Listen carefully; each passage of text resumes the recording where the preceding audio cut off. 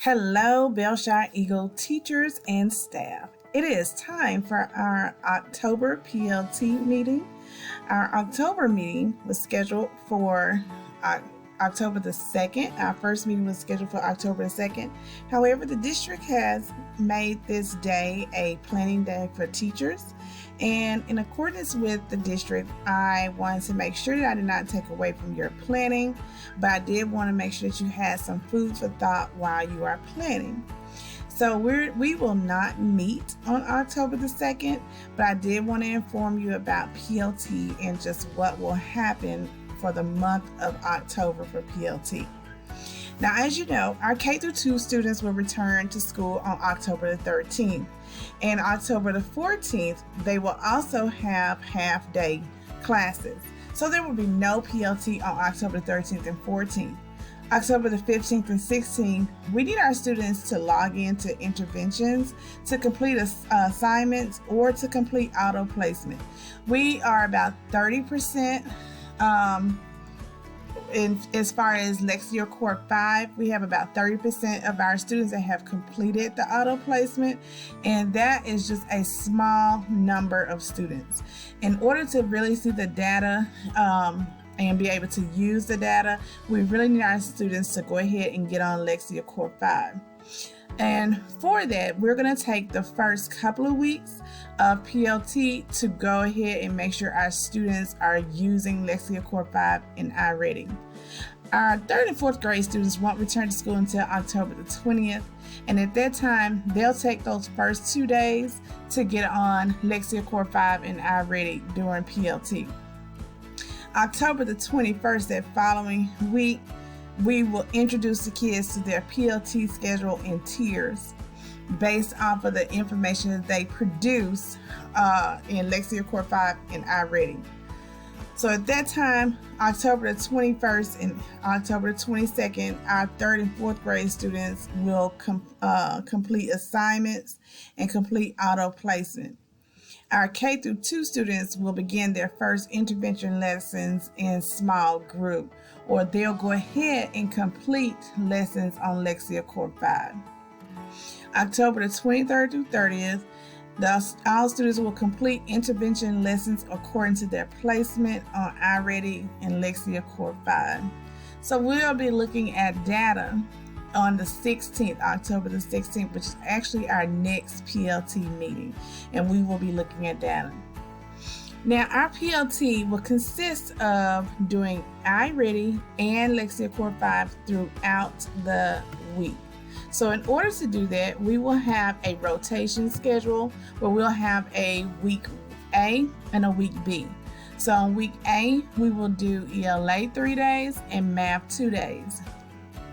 So for instance, if this was kindergarten, then Tier 1 would be Miss Mullins, Tier 2 would be Miss Locker, Tier 3 would be Miss McIntyre for ELA.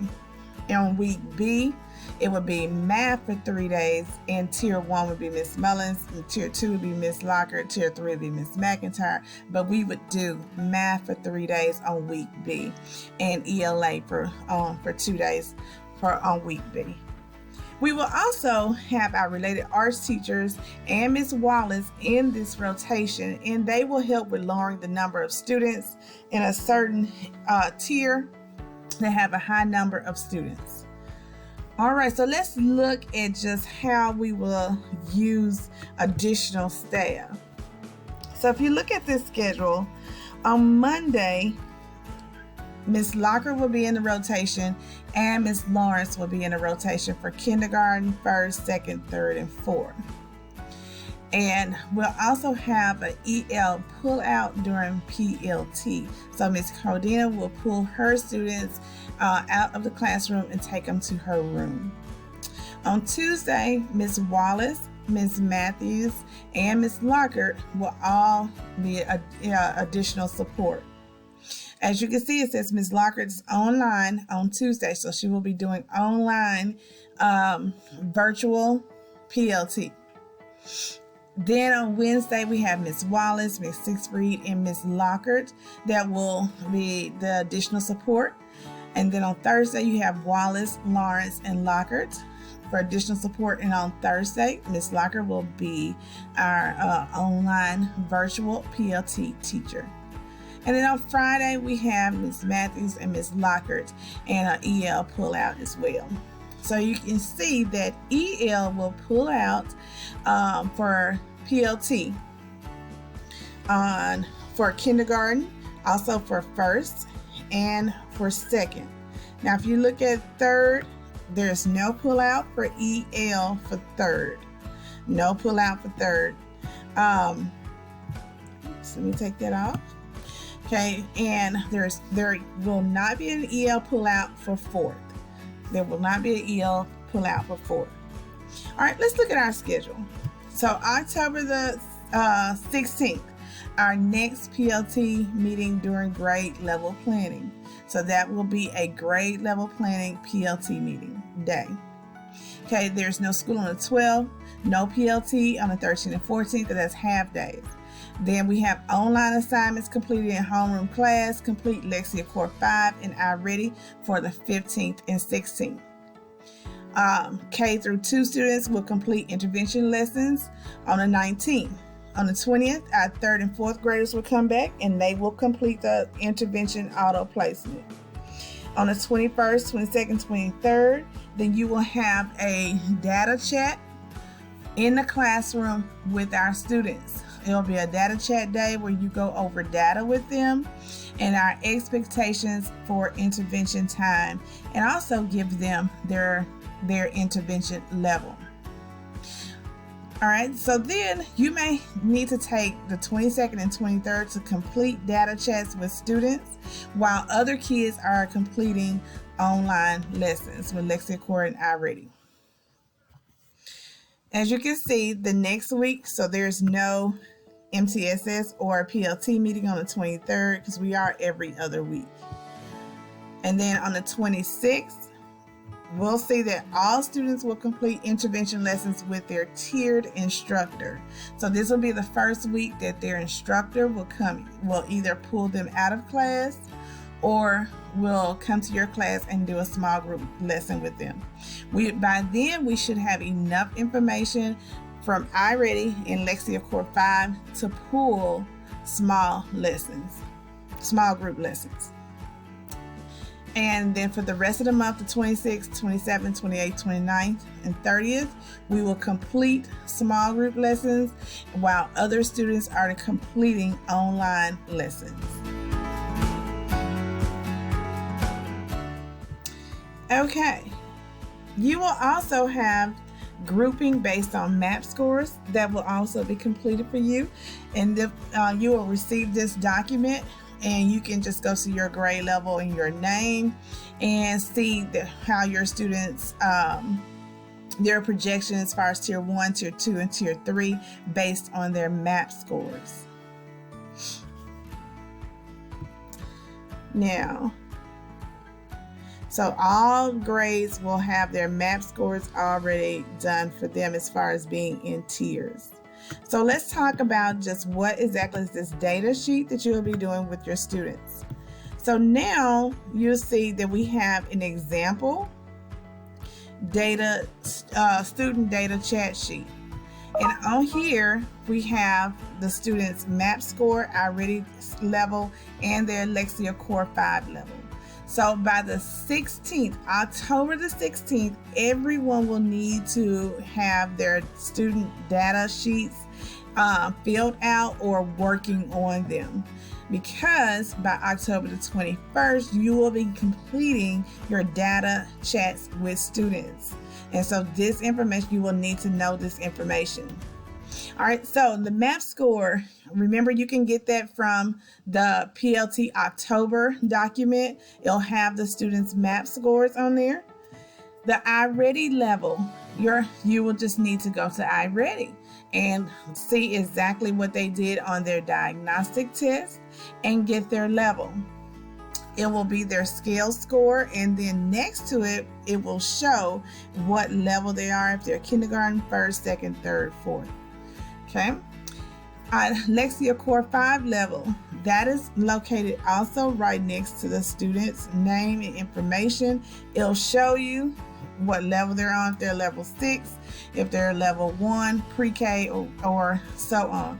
I tried not to put grades on the student data sheet so that they would not feel embarrassed if they are 2 or 3 grade levels behind. This student just has a K next to it, so by just having a K next to it, it really doesn't reflect as being kindergarten, but the K does stand for kindergarten level.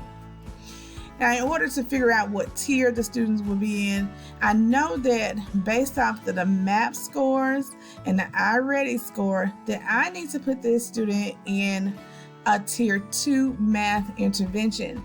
This student is in the 1st grade, but they placed on the kindergarten level for math. So since they placed on the kindergarten level for math, then they are 1 grade level behind, so they will be tier 2. Now this student placed on level 6, which is actually on grade level in Lexia Core 5.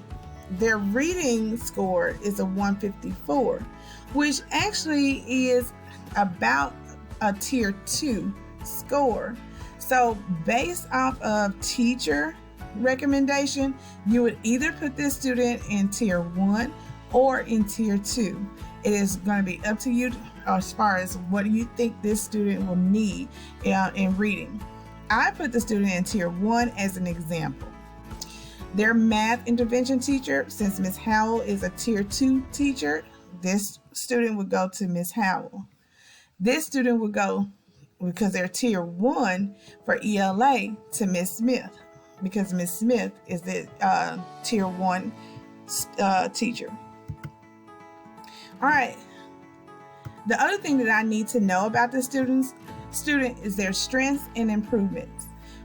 Math, when I go to iReady and pull on and click on the student's name and get their level, it will also give me what the student can do. And exactly what they said on here, I just copied and paste what that student can do. So the student can describe the relative positions of shapes and objects using terms such as above, below, beside, in front of, behind, and next to. These are their strengths. Now, for us, you only need to pick the top 3. Some students may have a numerous amount of strengths. Please only pick 3 strengths. Improvements. Only pick the improvements that you can do for the next 9 weeks. If it is something that is an improvement that they have a long list of improvement, only pick up to 3 improvements. So for this student, I just picked 1 for the example. And for the strengths, I received their strengths from MAP and Lexia Core 5. So I did the same thing, and I only picked 2 strengths. I did pick 1, 2, 3, 4. And everybody should have reading fluency as something that they need to improve on. The last thing you would do is an action plan, and this is where you would ask yourself, what steps will it take to see the student grow, and then what will each person do to make sure student growth is successful. So in this aspect, we have the ELA teacher, and this is just an example of what you can do as a teacher to produce growth. The interventionist, or maybe the EL teacher or the EE teacher, this is something that they can do. The student, when I have those data chats, I may ask my student, what is something that you can do to make sure that you're learning at your best? And they may say, try my best each day. Okay, and then of course, when you have your parent-teacher conferences, this is something you can do. All right, everyone, we're almost out of time for our video.